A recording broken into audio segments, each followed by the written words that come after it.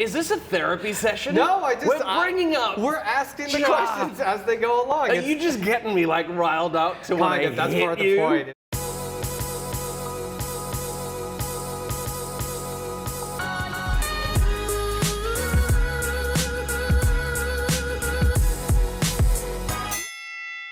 Hey, I'm Ed Pokropski, and this is Defend Yourself, the only show with hard hits and hard-hitting questions. And today I'm joined by comedian, actor, and cartoonist Jason Chatfield. Hi. Thanks for being on Defend Yourself. Thanks for having me. Yeah, this is so fun. First thing I always ask people is, do you have any fighting experience? Outside of a YouTube comment section, not really. Not really? Okay. No. I did do jiu-jitsu when I was a kid because I got bullied. And then I did start doing boxing training at a gym downtown. Oh, okay. So there were two trainers. One was called Yuri. He's a Russian trainer, boxing trainer. Right. He was very tough. He was like a Soviet trainer. Like he came out to America in the 90s. In 1990, he was an amateur heavyweight champ. And so he's a big dude. Oh, wow. Yeah, he's like 7 foot tall. It's crazy. What's one of the things he said to like try to motivate you? Yeah. Always keep hands up or I break your face. Yeah. That's good. That was the best advice I ever got. When was the last time that you actually got into a fight? That wasn't, part of your training. I don't know, like, I don't think I have it in me to actually fight someone. Yeah. Like, I feel like I'd hit someone and they'd be like, oh my God, I just don't have that killer instinct in me. So I'd be more likely to run the other way and then slip on something and chip a tooth. If you could get one person in the ring, who would it be and why? Ooh, that's a good question. Who would I want to get in the ring with? Probably the kid who gave me my high school nickname of Jason Chatfield. That's a good one. Don't worry, he's dead now. He's dead. Oh, yeah, good. I arranged for him to be killed. Oh, that's good. You know, when people bring up their bullies, usually they want them to be dead or they've arranged for them to be dead. So that's good.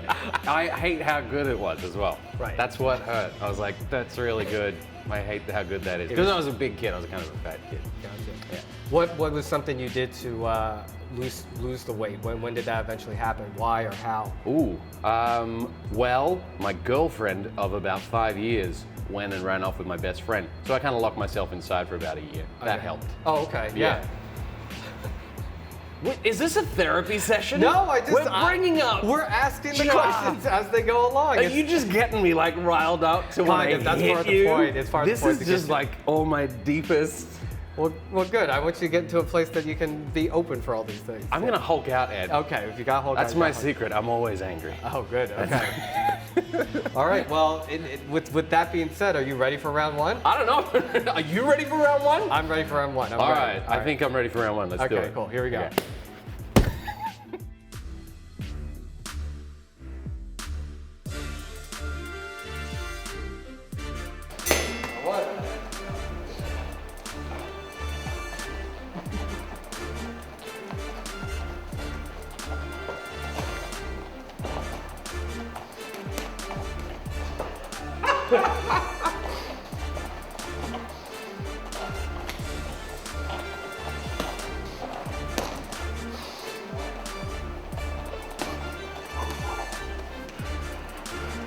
You have the cutest face. Oh, thanks.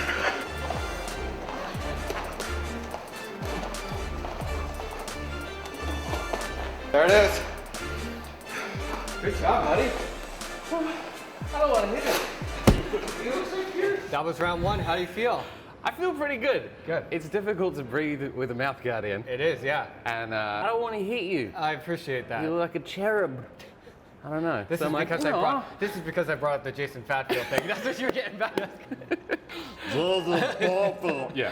Actually, the trainers that I've had, they insist that you have to learn how to take a hit. Oh. I think, you know what? Boxing's like comedy that way. Yes. Especially if you're hanging out with other comics. You gotta learn to take a hit. You do have to learn. You have to tough skin. Yeah, you gotta have thick skin and you just gotta move with the punches. You gotta like be fluid and like improvise and yeah. Boxing's a lot like comedy. That's why we're doing this. Right. Yeah, exactly. Yeah. Nailed it. So what got you into comedy when you first started? Just how easy it is. You do your first mic and then you get a Netflix special. I know. Yeah, and then you're crashing on Sarah Silverman's couch in the first week. Next week you're opening for Artie Lang. It's just so easy. And you make so much money when you first start out too. Oh yeah, you're at least $1,000 a week when you first start out. Yeah, I can see why doesn't anyone just do this? Yeah, exactly. Yeah. No, I got into it 11 years ago My granddad actually is probably the reason. He used to tell me jokes when I was a kid. Oh, yeah. I spent a lot of time with him every day. So he was always a joke guy, and he had this memory for jokes, and he'd tell jokes all the time. So You're from Australia originally, Yes. and Yeah. what are some of the biggest misconceptions or like stereotypes that people hit you with when they find out you're from Australia? that we all eat bloomin' onions and drink Fosters. That's pretty bad. That's what they hit you with. Yeah, Okay, they think we all. I mean, in Outback Steakhouse to me is just go to hell. Yeah. It's the worst thing. But see, in Australia we just call it steakhouse. I'm gonna give you some boxing terms. Okay. If you know what they mean, by all means, tell me what you think they mean. Sure, okay. If you don't, make something up. Improv. I always do. Good. Yeah. And then we'll go over some of your Russian coaches' boxing terms Mm-hmm. too. How about a tomato can? Do you know what a tomato can is? A tomato can? Tomato can. Wow. Is that when you're too cheap to buy actual boxing material and you just tie a can to the ceiling fan and let it spin, and then you have to dodge and duck and weave? That's a tomato can? That right? actually sounds like it could be a Rocky like montage scene Yeah. that you would work on. I assume it is. Is it not? I think that's what it should be now. How about a haymaker? Do you know what a haymaker is? Oh, a haymaker is like a wide punch. Yeah, I that's learned it. that from Sherlock Holmes. From Sherlock. Good. Does your Russian coach have something that he'd call like a wild punch? Yeah, a biff. A biff. Yeah. A biff. A biff. Okay. Yeah. How about? Oh, you probably know this one. How about a glass jaw? Someone who can't really take a hit. Can't really take a Yeah, hit. yeah. What would your Russian coach say that is? Pussy. Yeah. I think I can know what that. Yeah, Yeah. There's no translation there. Yeah. Yeah. Because you're on, and we were talking a little bit about Australia. Can you give me some Australian slang? Sure. And I'll try to guess what that may mean. And I'll give it my best shot for Australian. I don't like your chances. Okay. Okay, all right. Stubby. What's a stubby? A stubby. Yeah. Is that someone who's just really short? No, that's pretty good. It's a bottle of beer. A bottle of beer. It's a smaller size. that It's may- like a yeah. Coronita, Got it, but got it's stubble. Yeah. Stubby. Okay. What about glassing? Glassing. Yeah. Sounds Sounds nice, doesn't it? It It's like sounds nice. Is that where you clink two glasses together to make music? Aw, it's a kind of making music. Yeah, okay. If you consider screaming music, it's where you take your stubby and you smash it on the bar and you jab it in someone's face. Oh, okay, It that's- happens constantly in Australia. Yeah, they have billboards in Australia that say don't glass people. It happens every single day. Are you ready for round two? Yeah, let's do it. All right, here we go. Yeah. I'll hold my hand out like that. Go.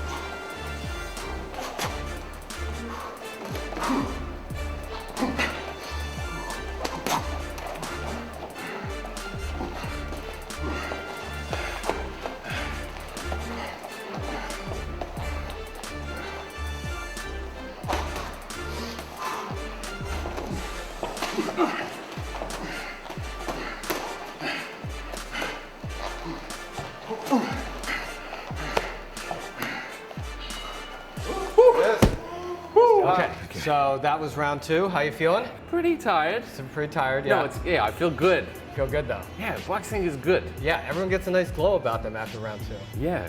Sure, it's called dehydration. Eh? That's what it's called. Can you tell me a bit about your gloves here? You got some custom gloves? Yeah. You drew on these. Can you tell me about them? These are Chatfield Customs. Okay. You can't get them anywhere. The left is a donkey for the Democrats, and the right is the elephant with the Make America Great Again hat. Oh, yeah. Biff, Biff and bonk. They're the Russian terms I learned. Of course, yeah. Yeah. It just reminds me which ones to use. They're at always certain in times. battle, yeah. Yeah. At the moment, more right Right. than left. For sure. Yeah, the left's a little soft. It is. It's just to set things up. But Yeah. it never finished. It's not a finishing punch. No, it's not a finishing punch. No. Absolutely not. It gets very close. Yeah. And then at the last minute, there's Right a right. hand. Yeah. It's power punch. Uppercut. So now you're a cartoonist. Yes. When did you find the love for drawing? When did you fall in love with drawing things? When I was a kid, there wasn't a lot to do where I came from. Yeah. I grew up in a little town called Karud, northwest of Australia. Okay. So I used to just draw everything I saw, and I kind of got obsessed with it through like TV and like Mad Magazine, reading comics, Yeah. stuff like that. Yeah. Do some comics for the New Yorker now, Yeah, and for Mad Magazine, yeah. and for Mad Magazine. So it's like full circle with that. Full circle, yeah. What do you think makes a good cartoon, and what makes a good caption? Well, to me, the best cartoon has no caption. Oh, okay. So like the best New Yorker cartoon would be something that doesn't need explaining or a caption down the bottom. It just has the setup and the punch in the one image, and it makes you laugh. Yeah. Yeah. And you have less time as well with cartoons than you do with comedy. You can set up a joke with comedy, you can do a punch, you can tag it up. Right. With a cartoon, you have about 4 seconds, 5 seconds, and they have to get it. Otherwise, Yeah, they'll be just like, oh, I don't. Yeah, exactly. Just Yeah. turn the page, yeah. Have you fused your love of drawing with your love of comedy? Have those two come together at any point? I do comedy and storytelling and stand-up, and I draw live, and then it comes to life using like I saw that. animation. That's amazing. Yeah. Yeah, so that's like a comedy and cartooning kind of hybrid show that I do. Yeah. So that's been really fun. When you visit Australia, what's one of the spots you like to hit? Probably there's a place called Siglo in Melbourne. It's a rooftop cigar bar. It's like an open air lounge. It's in the middle of the city in Melbourne, and yeah, they have the best Negroni I think I've ever had in my life. Yeah, that's the classic. place. There's probably no glass in there, right? No, of course there is. It's just really classy glassing. well, They you call know them what? classings. Oh, They're- good. yeah, but See, they're if like you're gonna get tumblers. glass, you might as well do it with like a nice highball glass. Exactly. You Yeah. glass with a highball. That's exactly right. Then you throw it off the roof. That's good. Get someone else. Yes. Here we go. Are you ready for round 3? Wrap this thing up. Are you ready for round 3? Are you ready for round 3? I'm ready for round 3. Let's do it. Here we go. Mm-hmm. All right, here we go. Do it.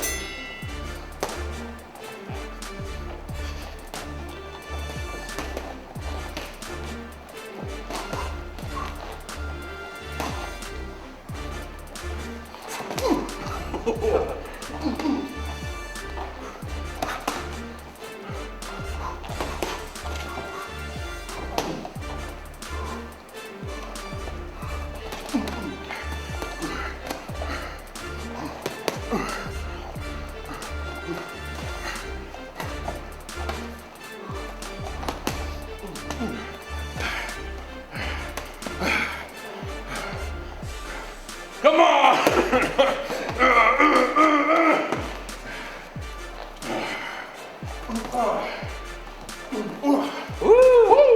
Everything you had. Good job. Good job. Cool. That was it. Round 3. That's good, man. We How did do you it. feel?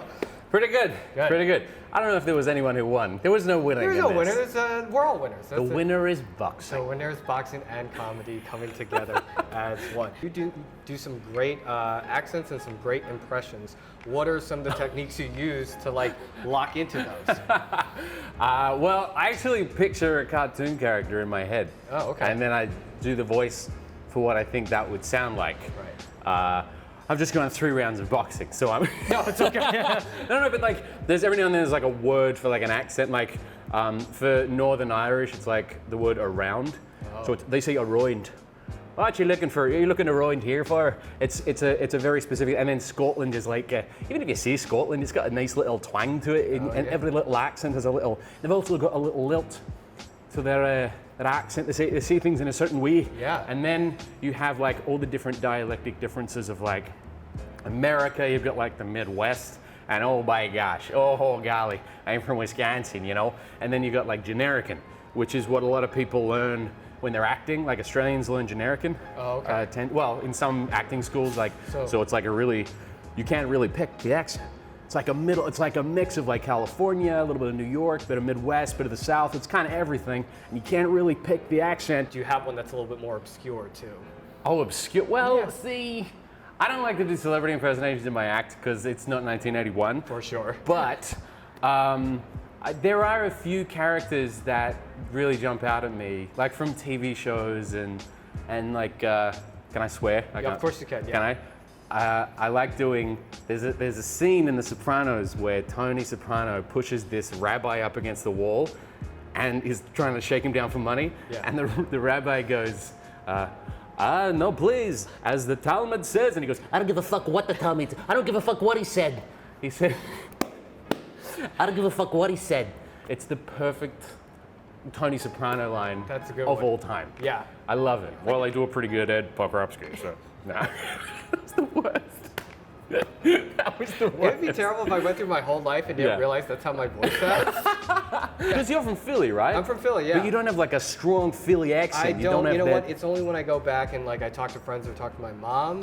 And again, you're right. Certain words will hit, and then I Right. do notice it, but it's never been that strong. Do they call you Eddie in Philly? Some people do call me Eddie. My boxing coach was an old Italian guy. He used to call me Eddie Pokropski. Oh, he's an old smoky guy. Hey, old Philly guy I always called Eddie Eddie. Pokropski because he couldn't pronounce my last name, so it was always. I love that. So, all right, well, we've reached the end. So, final thoughts about the whole experience? What did you think? I really liked it. I love boxing. It was really fun. I was very trepidatious about the whole thing because I didn't want to actually punch you. Right. But it was really fun, and it's exhausting, but it's Sunday right now. Yeah, so we can all go back and relax a little bit. I am gonna sit in a Scotch bath. Not a bath of Scotch. Every Sunday I sit in a bath and I have a Scotch and I read Scotch Bath Sunday. That's Scotch what I Bath do. Sunday. I That's think what do. everyone should do Scotch Bath Sunday. That sounds Yeah, nice. hashtag Scotch Bath Sunday. Let's all do it, We guys. should do it. That sounds Yeah. lovely. All right, so do you have any final thing you want to plug or places people can see? You can do on this Sure. camera right here. You can see all my comedy dates at jasonchatfieldcomedy.com, and I do a podcast about coming up with New Yorker cartoons with another comedian called Scott Dooley, and that's called Is There Something in This? That's on iTunes and anywhere you can find podcasts. And you can check out Stand Up Comic Strip on YouTube. Now, if you type in Stand Up Comic Strip, it's going to come up with the comic strip in New York City. So put Stand Up Comic Strip Jason Chatfield, and you go. can see my web series. All right, bad title. everyone. Jason Chatfield, thank you so much for being here. Thanks, buddy. Yeah. See you guys.